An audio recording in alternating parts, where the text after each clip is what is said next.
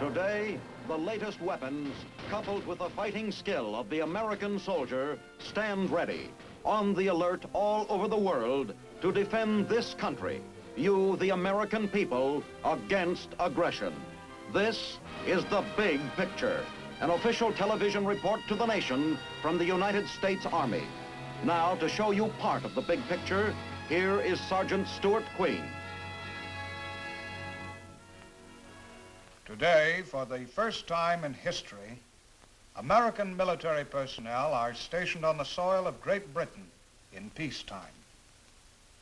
Americans and Britons are learning to live and work together. The American soldier's primary duty here is to protect numerous air bases of the Strategic Air Command. Today's big picture will tell you the story of their activities in safeguarding your freedom. 10 years ago, the statue of Lord Nelson in London's Trafalgar Square looked down upon a scene of rejoicing. American soldiers and British alike were celebrating the end of the most terrible war the world had ever seen. The English people and their American allies could relax again after the relentless hammering that their fascist enemies had given them.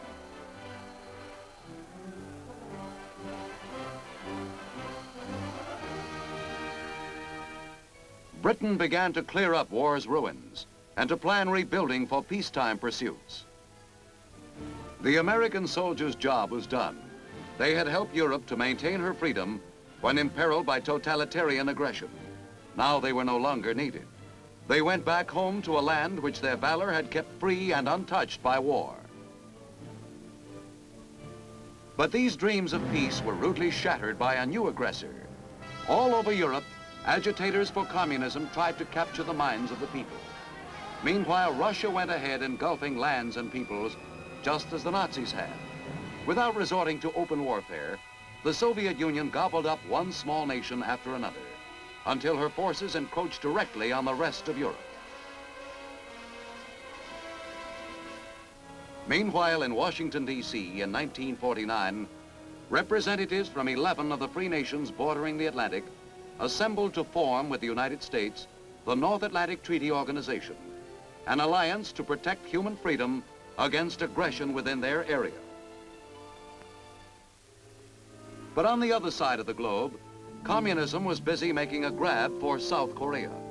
Once more, the great tragedy of modern times was reenacted.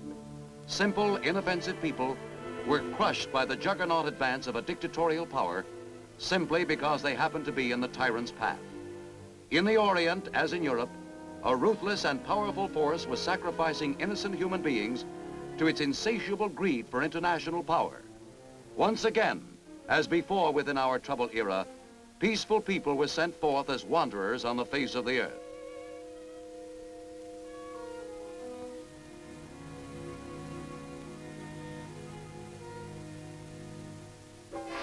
The entire civilized world was deeply alarmed by this new threat to international peace.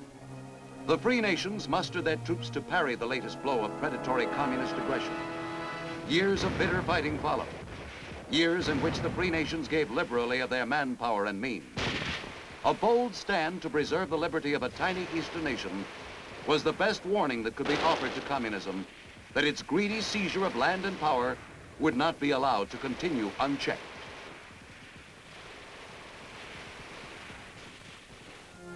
Finally, the aggressor was halted, and a truce was signed at Panmunjom. Yet men of goodwill felt that this truce was but a pause in the hostilities. Back in Europe, the nations of the West still faced the same unpredictable foe, watching always for that slight relaxation of defense which would enable him to enslave more people. That is why Britain, age-old champion of freedom and self-government, has taken the peacetime step of permitting another nation to build, maintain, and staff air bases within her borders. Thus, today, American and British flags fly side by side all over England, and throughout her landscape are scattered our battery billets. Here, Army installations, staffed by soldiers from every state in the Union, are located for the protection of the activities of the United States Strategic Air Command. Here in the midst of Britain are commissaries that sell every type of American goods, like a small department store back home. Soldiers and their wives go there to shop for whatever a family needs. Even school buses full of American kids, the children of both officers and NCOs, are now an established feature of British life. Borne off by bus to a strictly American education, these children have the additional advantage of learning a foreign country's ways. But somehow, in spite of everything, they remain as American as the kids you know in the next block. These kids' fathers go to school here too, to gunnery school, where they learn how to operate the most recent type of anti-aircraft gun. Instructors break down for these rookie gunners the scores of highly involved techniques and practices that must all coordinate and run like clockwork before gunners can hit a target. Typical of the installations maintained and staffed by U.S. forces is Fairford Air Base. At this B-47 jet bomber base, a simulated alert has just been sounded, and the post is a hive of activity as each man makes for the truck. Quonset huts are emptied fast while crews turn out on the double. A 24-hour alert is maintained at every airfield, and the men expect to be routed out at any time to protect the base. Things move fast in these days of highly mobile armies. The object is to get there before your opponent. No time is lost on the road getting from quarters to the gun installations. Guns are located at strategic spots around the airfield. Each crew makes a beeline for its particular gun. One of the automatic 75mm sky sweepers which cover the B-47's runways. Here is a new weapon, a grim threat to any enemy. Sky sweepers can locate and train on a hostile plane a full 15 miles away, can hit a target at 4 miles. Running a sky sweeper is a complicated operation, demanding the close coordination of a number of interlocking units.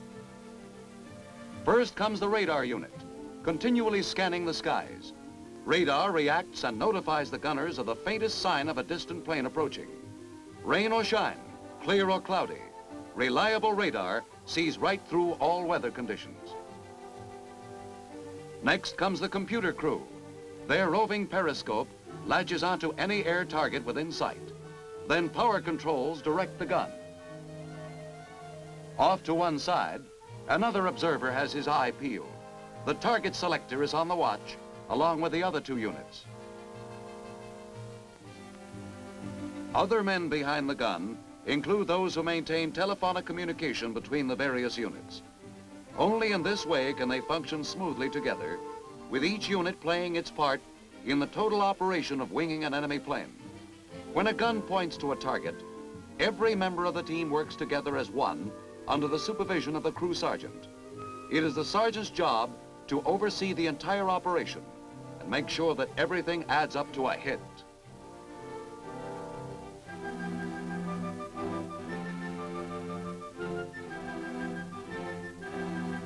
All these units mesh like well-oiled gears.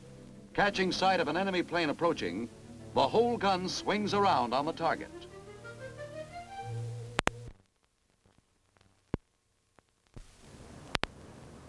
Today, when the B-47s go down the runway, they can feel they are securely covered by the newest kind of AA gun, manned by picked, trained personnel. A practice alert is a tense ordeal, which helps work up quite an appetite. Cooks with cans of chow are a welcome sight. Hungry men don't lose any time in getting into that chow line. The American Army takes deserved pride in the fact that its soldiers are the best fed in the world. Our soldiers get a balanced ration, more scientifically planned than the diet of most of our civilians, and all those calories and vitamins go down well.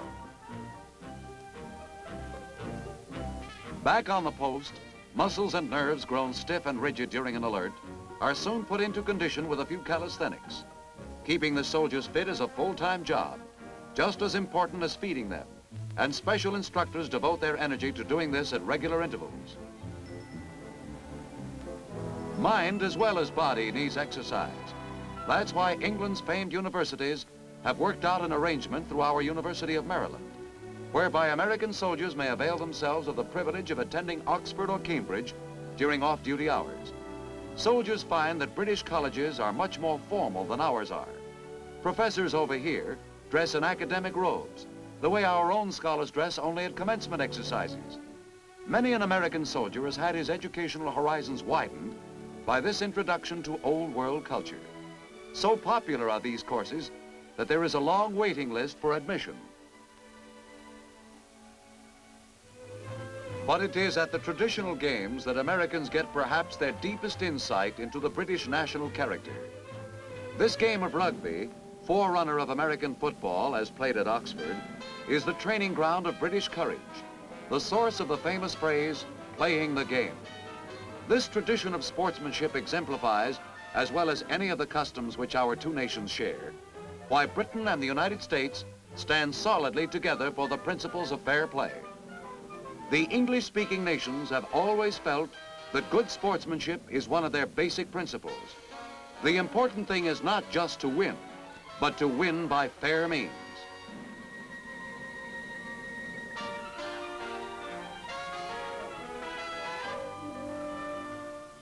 But life at an English university is neither all games nor all study.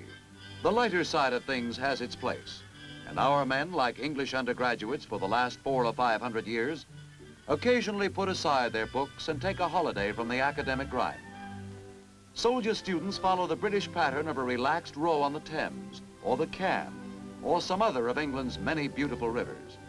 The English universities are happily situated for taking such a pleasure jaunt during the college vacations. To paddle on any of these lovely streams is to fill yourself full of that gentle beauty which has inspired so many English poets to pen immortal verse. Not many of our soldiers go in for poetry, but all respond to beautiful scenery. For England is full of scenes made famous in song and history, and our soldiers, when on leave, take a change of pace and eagerly absorb an atmosphere as different as possible from the job of guarding air bases.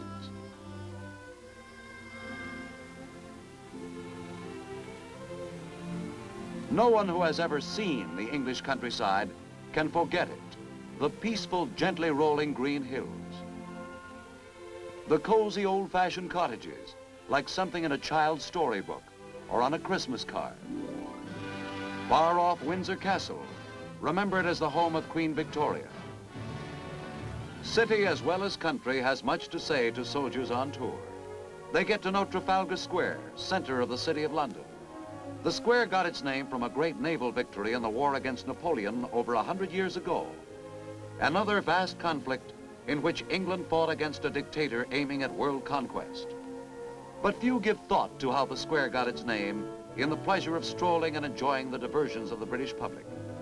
Britons are more relaxed than we are, and their life sometimes seems much less high-pressured than ours. But visiting with pigeons and people is as good a way as any to get next to this nation's placid manner of enjoying itself. You learn over here how to respond to the simple things. Many a soldier brings back to his homeland, from such quiet and undramatic moments as this, a riper knowledge of the mutual understanding that binds two great nations together.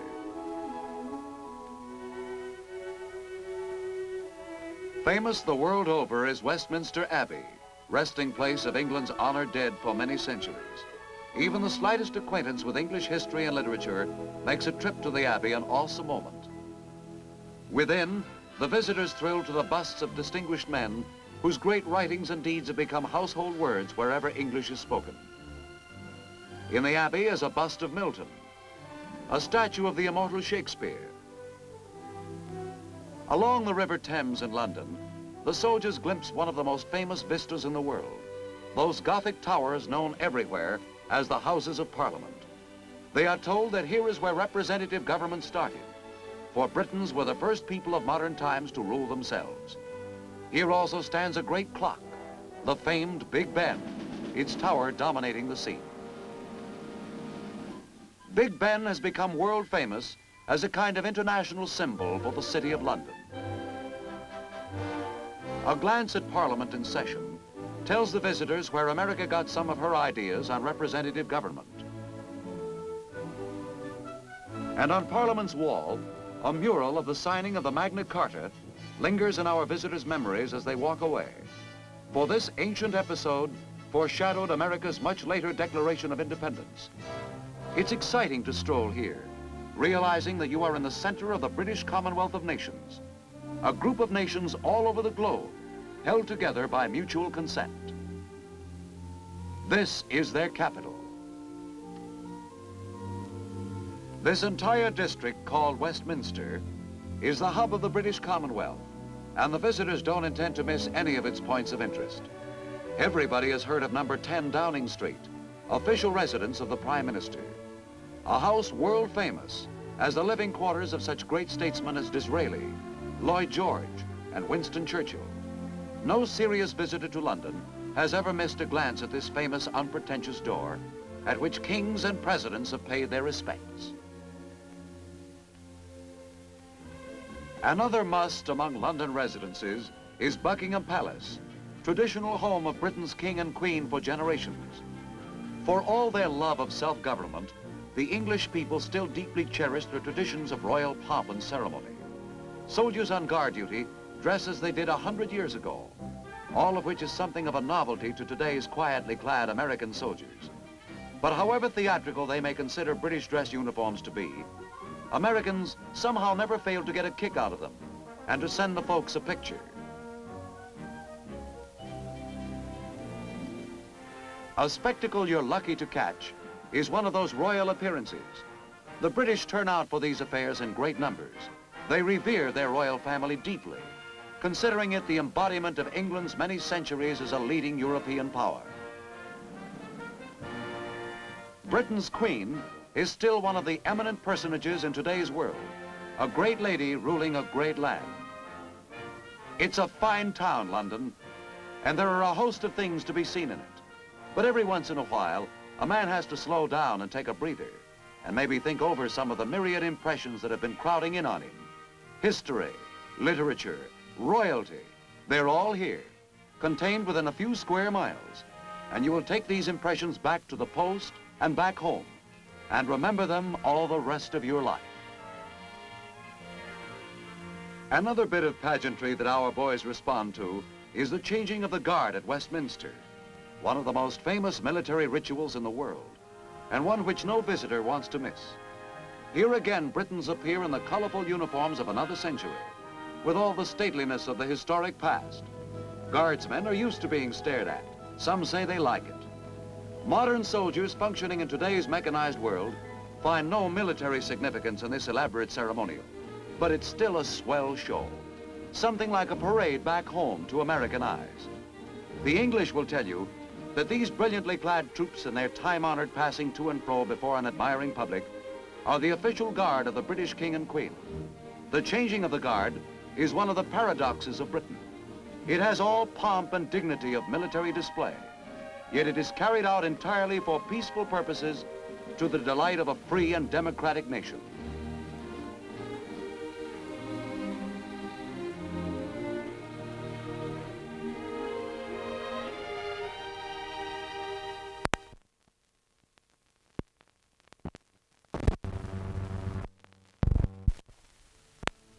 But British life isn't all tradition and ceremony.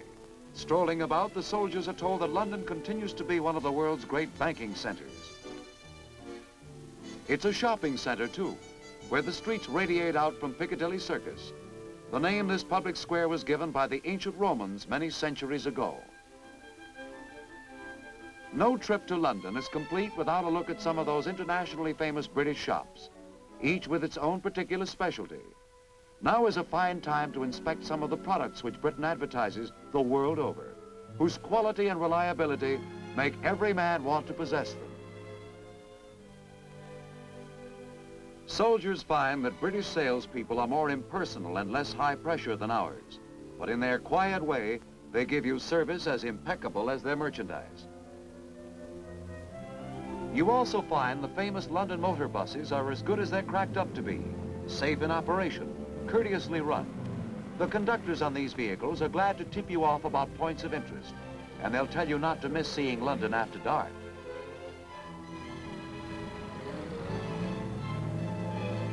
When you watch the crowds gathering in downtown London at night, you see the world's largest city at play. It's a cosmopolitan town like New York or San Francisco, and the evening skies are brightened by neon signs advertising all manner of things. The signs may not be as big as ours, but the atmosphere is relaxed and friendly. But while those on leave vacation and absorb English ways, men back on such posts as Mildenhall are fully occupied. The Army Chemical Company uses this inactive British air base as a training ground for practice alerts. The chemical company's job is to lay a smoke screen to hide vital points in an air base from enemy bombers. They take off of the base in jeeps, hauling their smoke-producing equipment along with them.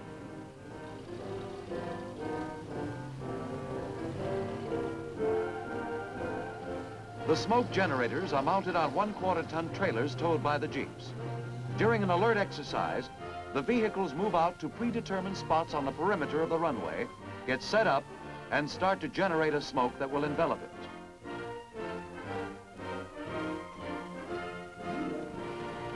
Within a few minutes of the alert, the entire field can be covered by this smoke screen. Production of smoke on short order is one of chemistry's contributions to air defense. Strategically located generators going full force can obscure a target nearly as efficiently as the famous English fog.